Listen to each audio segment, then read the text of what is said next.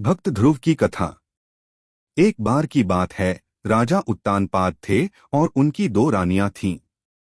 एक रानी का नाम सुनीति और दूसरी रानी का नाम सुरुचि था। सुनीति बड़ी रानी और सुरुचि छोटी रानी थी। रानी सुनीति के पुत्र का नाम ध्रुव और रानी सुरुचि के पुत्र का नाम उत्तम था।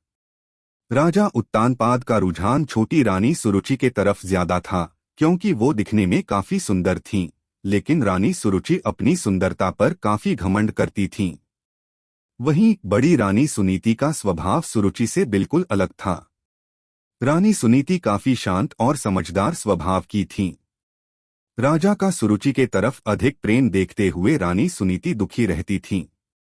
इसलिए वह अपना ज्यादा से ज्यादा वक्त भगवान की पूजा अर्चना करते हुए बिताती थीं।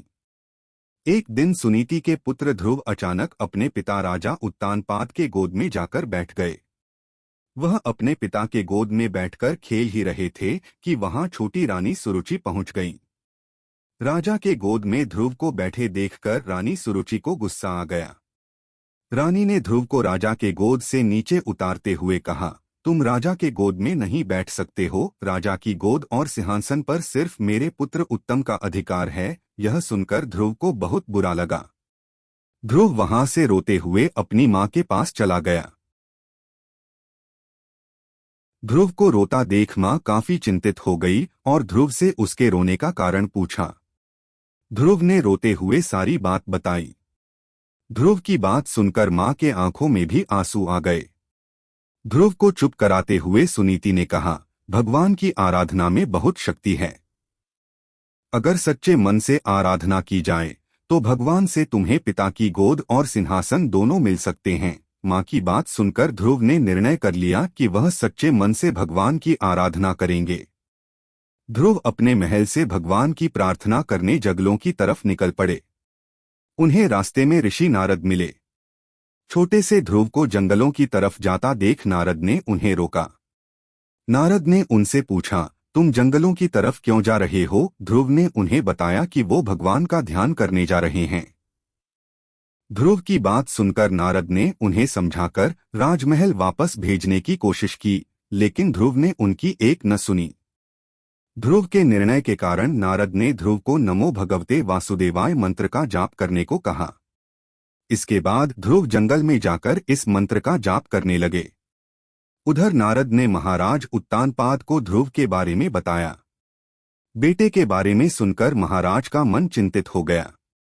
वह ध्रुव को वापस लाना चाहते थे, लेकिन नारद ने कहा ध्रुव प्रार्थना में डूब गया है और अब वह वापस नहीं आएगा। उधर ध्रुव कठोर तपस्या में लगे रहे। कई दिन और महीने गुजर गए, लेकिन ध्रुव प्रार्थना करते रहे। इस बीच ध्रुव की भक्ति से प्रसन्न होकर भगवान हरि ध्रुव के सामने प्रकट हुए। भगवान हरि ने ध्रुव को वरदान देते हुए कहा, तुम्हारी तपस्या से हम बहुत प्रसन्न हैं, तुम्हें राज सुख मिलेगा।